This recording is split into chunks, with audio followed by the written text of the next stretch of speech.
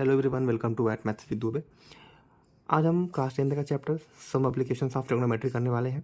इसके पहले हम क्लास 10th का और 9th का दोनों का जो भी चैप्टर किए हैं वो प्लेलिस्ट में है। आप एक बार जाइए उसको देखिए, वो आपके लिए हेल्पफुल होगा, खासकर बोर्ड एग्जामिनेशन के लिए वेरी हेल्पफुल। अगर समझो कि अगर आपको एन मोमेंट पे रिवीजन करना हो तो आपको लेंथी क्लास ना देख के ऐसे 10 मिनट 12 मिनट 15 मिनट का वीडियो देखेंगे तो आपका जो है कॉन्सेप्ट क्लैरिटी अच्छे से हो जाएगा। ठीक है, ये क्लास कॉन्सेप्ट क्लैरिटी के लिए बेस्ट है। आप आइए, इसको देखिए। ठीक है, और आप सपोर्ट बनाए रखिएगा, आगे अपन बहुत सारे अच्छे अच्छे वीडियो लेके आने वाले हैं। ठीक है, तो चैनल को लाइक शेयर सब्सक्राइब करना ना भूलें। सीधे हम अपने इस चैप्टर पे आ जाते हैं। ये चैप्टर ज़्यादा बड़ा नहीं है, छोटा चैप्टर है। इसमें छोटे कॉन्सेप्ट से सीधा PYQ और एक्सरसाइज पे आ जाएंगे हम। इस चैप्टर में हम सबसे पहले 3 कॉन्सेप्ट पढ़ेंगे। पहला है लाइन ऑफ साइट, दूसरा है हमारा एंगल ऑफ एलिवेशन और तीसरा है एंगल ऑफ डिप्रेशन। तो सबसे पहले हम देखते हैं लाइन ऑफ साइट क्या होता है। देखो, एक आपको ट्रायंगल दिख रहा होगा ABC, ठीक है, और C से मैंने AB के पहले लिए एक लाइन ड्रॉ किया है, उसको अपन बोल रहे हैं कि हॉरिजॉन्टल लेवल पे है। ठीक, देखो जहाँ पे पॉइंट A है, यहाँ पे मैं एक ऑब्जर्वर रख देता हूँ और C पे एक ऑब्जेक्ट, मतलब एक पर्सन मैं यहाँ पे खड़ा करता हूँ जो कि एज ए ऑब्जर्वर काम करेगा और C पे मैं कोई ऑब्जेक्ट रख दे रहा हूँ। ठीक है, तो ऑब्जर्वर की आई से लेके ऑब्जेक्ट तक जो लाइन ड्रॉ की जाती है वही हमारी होती है लाइन ऑफ साइट। मतलब यहाँ पे लिखा हुआ है इसका definition, the line drawn from the eye of an observer to the object, वो होती है लाइन ऑफ साइट। ठीक, फिर हम चलते हैं एंगल ऑफ एलिवेशन और एंगल ऑफ डिप्रेशन में देखते हैं।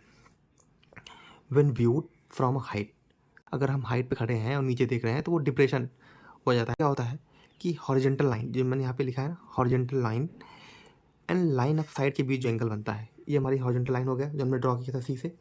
और लाइन ऑफ साइड ये जो ऑब्जर्वर से ऑब्जेक्ट तक था, इसके बीच में जो एंगल बन रहा है वो हमारा क्या होता है, एंगल ऑफ डिप्रेशन। ठीक है, when seen from a height, horizontal line, अब नीचे वाली हमारी हॉरिजॉन्टल लाइन हो गई, हॉरिजॉन्टल लाइन एंड ऑब्जेक्ट तक जाने वाली लाइन, ये हमारी हॉरिजॉन्टल लाइन हो गई। और ये लाइन ऑब्जेक्ट तक जा रही है, ठीक है, इसको हम बोलते हैं लाइन ऑफ साइट। इसके बीच में जो एंगल बनता है वो हमारा होता है एंगल ऑफ एलिवेशन। तो ये छोटे छोटे 3-4 कॉन्सेप्ट थे हमारे, यहाँ से हमको सिर्फ इतना जानना है बेसिक, बाकी अभी हम जब क्वेश्चन करेंगे तो वहाँ देखेंगे। आज मैं इस वीडियो में लगभग 10 टाइप्स के क्वेश्चन लाया हूँ और किस ईयर में वो क्वेश्चंस आए हैं वो मैं लिखा हूँ। ठीक, आप वहाँ से देखिए, और ये सारे के सारे PYQ हैं, बहुत इंपॉर्टेंट है। तो हम आइए वो अपना क्वेश्चन स्टार्ट करते हैं। क्वेश्चन बोर्ड एग्जामिनेशन में आया है, 3 बार आया है। ओके, मैं क्वेश्चन को बहुत शॉर्ट में लिखा हूँ क्योंकि बहुत ज़्यादा ऐसे लिख के फिर उसमें बहुत टाइम जाएगा, इसलिए मैं शॉर्ट में लिखा हूँ, आपको समझ में आएगा।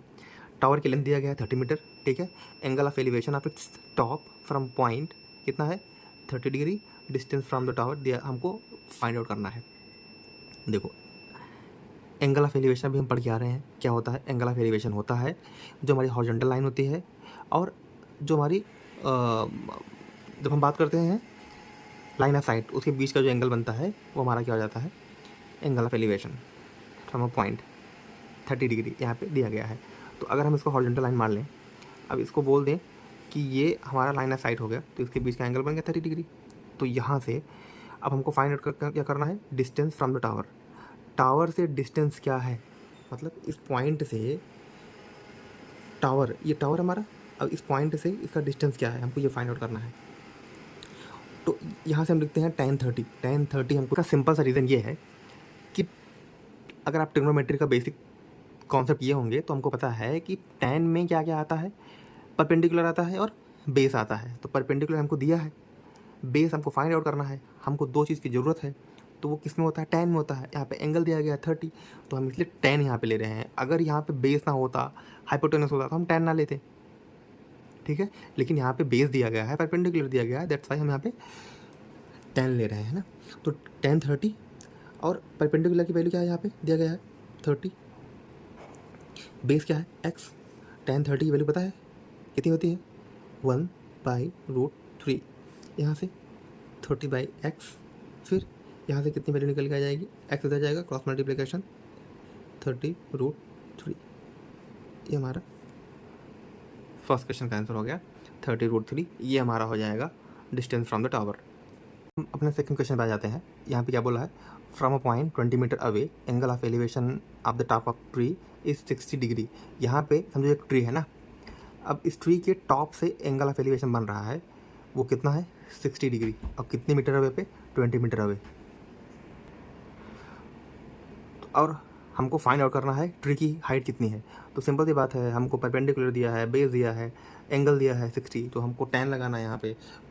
10 समझ में आया ना, मैं 10 क्यों लिया यहाँ पे, 10 60 की वैल्यू पता है हमको, √3 होती है। h फाइंड आउट करना है, यहाँ से 20 क्रॉस मल्टीप्लिकेशन किया, h की वैल्यू आ गई 20√3। अब जो भी यूनिट होगा यहाँ पे आप, ये यूनिट मीटर रहेगा, सेंटीमीटर रहेगा, आप वो लिख लेंगे। तो लैडर प्रॉब्लम है, ये बोर्ड एग्जामिनेशन में 2 साल आया है। क्वेश्चन है, अ 10 मीटर लैडर, 10 मीटर की लैडर है, reaches the window 8 meter high. एक 8 मीटर हाई पे एक विंडो है, वहाँ तक ही पहुँचता है। देखो सिंपल सी बात है, अगर ये बिल्डिंग है ना हमारी, समझो अब 8 मीटर की हाइट पे एक कभी विंडो है, तो लैडर कभी भी लगेगा तो वो क्या होगा ना, वो स्ट्रेट नहीं जाएगा, थोड़ा सा बेंड करके जाएगा ना। तो ये लैडर वहाँ पे गया उस हाइट तक, विंडो के हाइट तक। तो यहाँ से ये लैडर है, ये हमारी 8 मीटर हाई पे विंडो यहाँ पे लगी हुई है। और हमको पूछा क्या है, find the angle of ground. Angle of ground हमसे पूछा है, तो वो हमको निकालना है। ये चीज़ हमको थीटा फाइंड आउट करनी है। तो देखो अभी तक हम क्वेश्चन में क्या लेते थे, tan, लेकिन यहाँ पे क्या लेंगे, साइन। उसका रीज़न, परपेंडिकुलर दिया गया है यहाँ पे और हाइपोटेनस दिया गया है। परपेंडिकुलर दिया गया है, हाइपोटेनस दिया गया है, यहाँ पे बेस की बात नहीं है, बेस की बात नहीं है, तो हम नहीं लेंगे tan। तो tan की जगह पे साइन लिया, यहाँ पे sine theta equal to perpendicular की वैल्यू 8, हाइपोटेनस 10, ठीक, इसको डिवाइड किया तो 0.8 आ गया। ठीक है, यहाँ से थीटा निकालना है, तो थीटा हो जाएगा साइन इनवर्स 0.8। कैसे, यहाँ पे मैंने कैसे लिया कि साइन थीटा इक्वल टू 0.8 है, तो थीटा अगर इस साइड आएगा ना और फिर साइन उस साइड जाएगा, तो ये इन्वर्स हो जाता है यहाँ पे ऐसे। अब देखो यहाँ पे थीटा साइन इनवर्स 0.8 की वैल्यू जो होती है वो 53.13 डिग्री होती है। ये हमारा क्वेश्चन है। ये एग्ज़ाम में ये वैल्यू में भी दे सकते हैं आपको, ऐसे 0.8 की वैल्यू आपको दे रहेंगे वो। क्वेश्चन नंबर 4, ये देखो 16 में आया है, 19 में आया है, 23 आया है। 2 एंगल्स ऑफ एलिवेशन का क्वेश्चन है। Angle of elevation of a tower 30 degree, after moving 20 meter nearer it become 60 degree. समझ में आया, angle of elevation of a tower कितना है 30 डिग्री। सबसे पहले एंगल ऑफ, देखो यहाँ से एक टावर हो गया, ये मैंने h हाइट का एक टावर ले लिया, तो उसमें एंगल ऑफ एलिवेशन कितना दिया गया था 30 डिग्री हो गया, पहले से था। आफ्टर मूविंग 20 मीटर नियरर, किसके, टावर के 20 मीटर और पास आने पे ये कितना हो गया 60 डिग्री। इसलिए मैं यहाँ पे 60 डिग्री लिया हूँ, क्योंकि ऑलरेडी जब ये था तो ये 30 डिग्री था, लेकिन जब 20 मीटर यहाँ से मैं इधर आया टावर के पास में, तो एंगल क्या बन गया नया 60 डिग्री। ठीक है, तो मुझे यहाँ पे फाइंड आउट करनी है टावर की हाइट। तो देखो यहाँ से मैं ले लेता हूँ, पहले वाले में अगर मैं इसको बोलूँ A है, ये B है, ये C है, ये D है, तो देखो A B D में देखूँ तो यहाँ पे हाइट है, ठीक है, tan 30 में, तो tan 30 में यहाँ पे h हो जाएगा 20 + x, यहाँ पे ये है लिखा है। अगर मैं A C D ले रहा हूँ, यहाँ पे एंगल 60 दिया गया है, हाइट है और बेस है, सॉरी हाइट यहाँ पे दिया गया है, हाइट क्या है परपेंडिकुलर।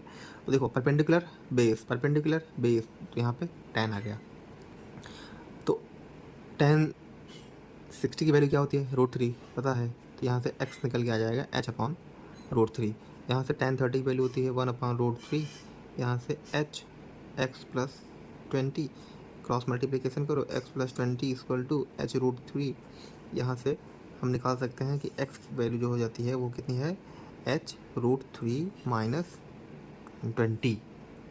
x की वैल्यू दी गई यहाँ पे h√3, यहाँ पे रखो, यहाँ पे रखोगे तो कितना आएगा h√3 = h√3, ये h/√3 है ना, -20, h को एक साइड ले लो, h/√3, थोड़ा जगह शॉर्ट हो गया, -h√3 इक्वल टू, क्योंकि मैंने चेंज कर दिया ना, ये 20 हो जाएगा।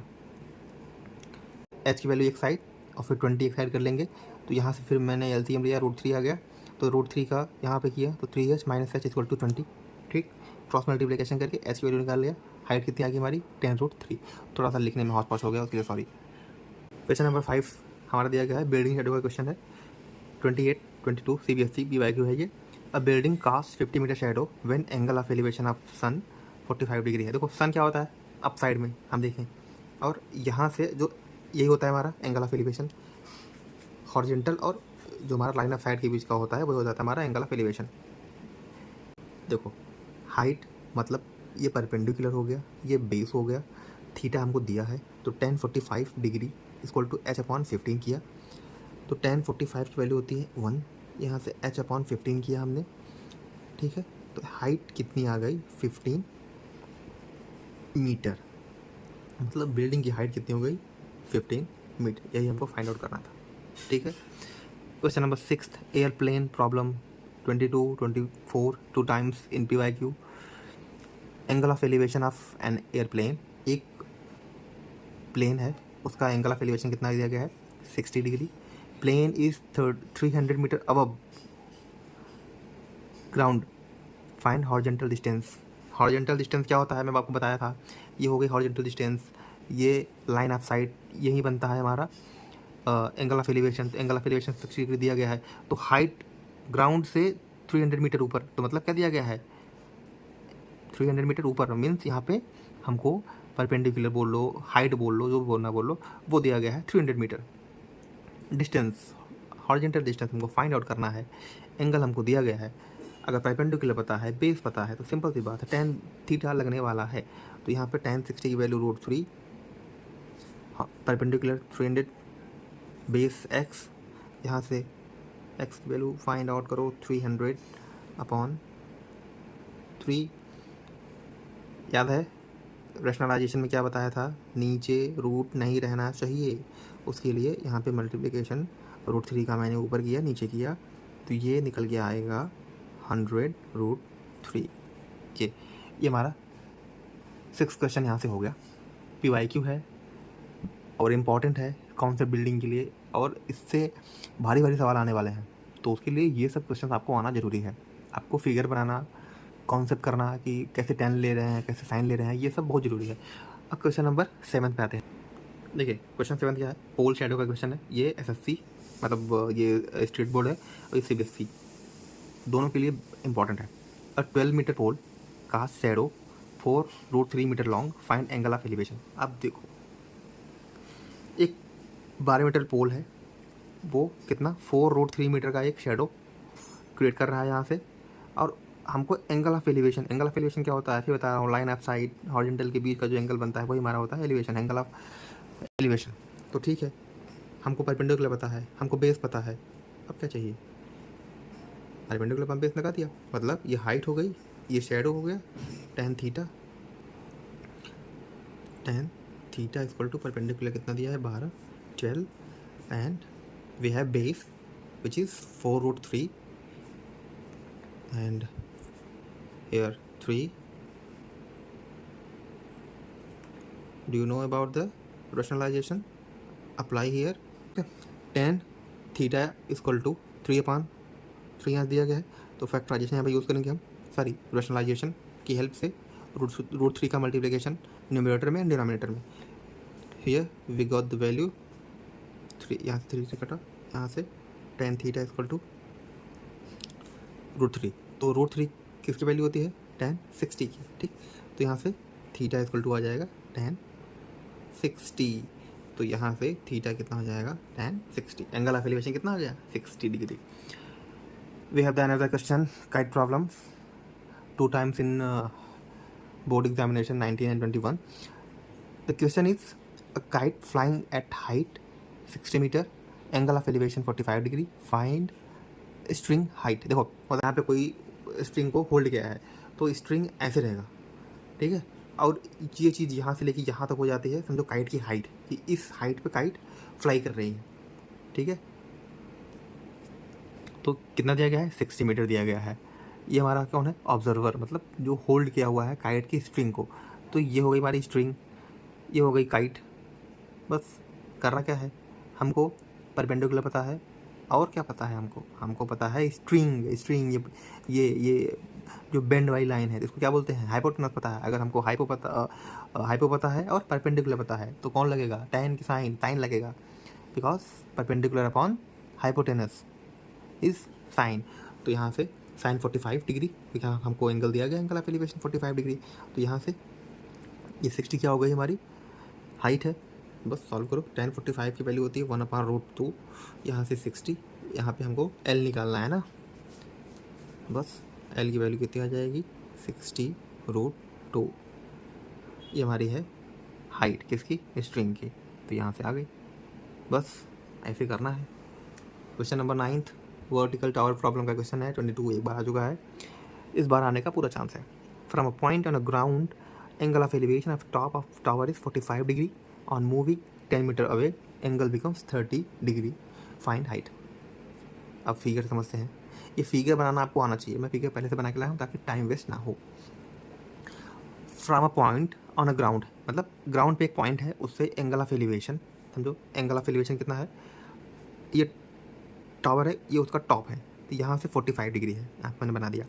On moving 10 away metre away, मतलब यहाँ से 10 मीटर दूर जाने पे, मतलब इस जो यहाँ का जो लेंथ है, ये तो यहाँ से बन ही रहा है 45 डिग्री, लेकिन यहाँ से 10 मीटर दूर जाने पे क्या हो रहा है, एंगल जो 45 डिग्री था वो कितना हो गया, 30 डिग्री हो गया, 30 डिग्री हो गया।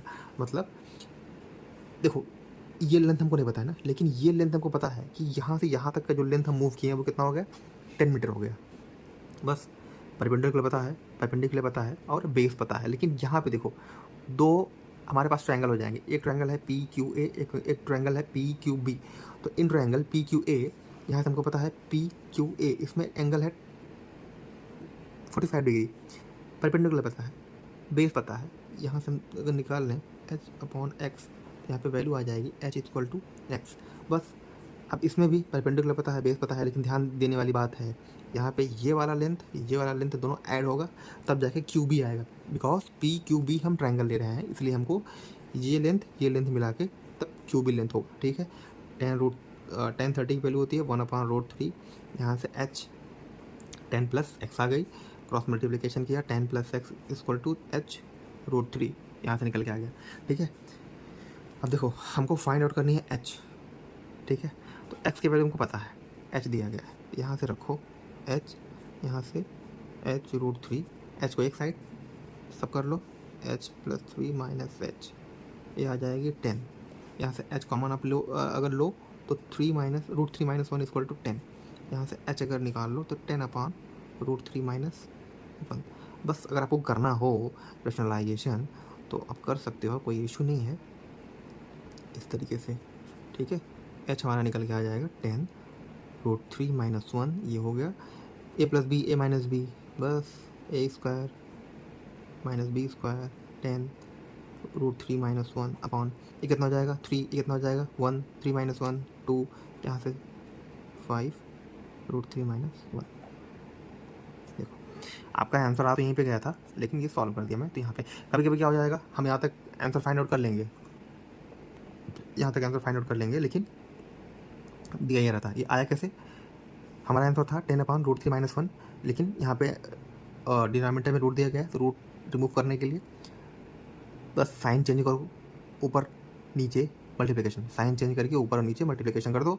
करने के बाद सॉल्व करो, यहाँ से A+B A - B A² - B² किया तो 3 - 1 हुआ, यहाँ पे 2, यहाँ से 5 आ जाएगा और √3 - 1 यहाँ पे, ये हमारा आंसर है। ये हमारा हो गया हाइट। लास्ट क्वेश्चन हमारा है इस वीडियो का, और अभी और भी क्वेश्चन हम ऐसे लेके आएंगे। बस बेस बनाने के लिए मैं ये टॉप 10 क्वेश्चन लेके आया था PYQ में, जो बहुत इंपॉर्टेंट है। ये भी CBSE SSC में कॉन्टिन्यूसली पूछा जाता है क्वेश्चन। ऑब्जर्वर ऑन बिल्डिंग, एक बिल्डिंग पे ऑब्जर्वर है, इस टाइप का क्वेश्चन है। From top of a 20 metre building, मतलब बिल्डिंग की हाइट हमको दे दिया है, कितना है 20 मीटर। अब इसके टॉप पे कितना दिया गया है, एंगल ऑफ डिप्रेशन कितना दिया गया है ऑफ अ कार 45 डिग्री, यहाँ से आ गया हमारा। Find distance of a car from building, देखो ये हमारा क्या है, बिल्डिंग है, उसकी हमको हाइट दिया गया है। एक टॉप पे ऑब्जर्वर बैठा हुआ है, तो वो कर क्या रहा है कि हमको फाइंड आउट करना है, ये कार है, कार से बिल्डिंग की दूरी कितनी है, यही हमको फाइंड आउट करनी है। सिंपल सी बात है। करना क्या है, ABC ये दिया है हमको परपेंडिकुलर दिया है, बेस दिया है, हम 10 लगा दिए, इसकी वैल्यू होती है 1, हाइट 20 मीटर, डिस्टेंस x, यहाँ से x वैल्यू आ गई 20 मीटर। तो जो यहाँ पे x है उसकी वैल्यू आ गई 20 मीटर, मीन्स बिल्डिंग से कार की डिस्टेंस कितनी है, 20 मीटर। यही हमको फाइंड आउट करना था। तो यहाँ से हमारा आज का क्लास यहाँ पे ख़त्म होता है। और भी क्वेश्चंस, अच्छे क्वेश्चंस NCERT के, RD शर्मा के मैं नेक्स्ट वीडियो में लेके आऊँगा। आप अपना सपोर्ट बना रखिएगा, क्योंकि मोटिवेशन मिलेगा तो और भी हार्ड वर्क के साथ अपन काम करेंगे। तो उसके लिए आपका सपोर्ट बहुत ज़रूरी है। उसके लिए आप चैनल को लाइक करें, शेयर करें, सब्सक्राइब करो। और जितना ज़्यादा मोटिवेशन मुझे मिलेगा आप लोगों के थ्रू, उतना ज़्यादा मैं हार्ड वर्क करूँगा। और मैं जल्दी ही एक वीडियो प्लान कर रहा हूँ, जो कि ये ऐसा कुछ एजुकेशनल वीडियो नहीं है, लेकिन हाँ एक स्ट्रेटजी टाइप का वीडियो है। जो आपको प्रॉब्लम अभी फेस हो रहा है कि सिलेबस कैसे ख़त्म होगा, कितनी जल्दी ख़त्म होगा, रिवीजन कैसे करेंगे, टाइम मैनेजमेंट कैसे करेंगे, वो बहुत जल्द आपको मिलेगा वीडियो। आप चैनल पे बने रहें और सपोर्ट अपना बनाए रहें। Thank you so much.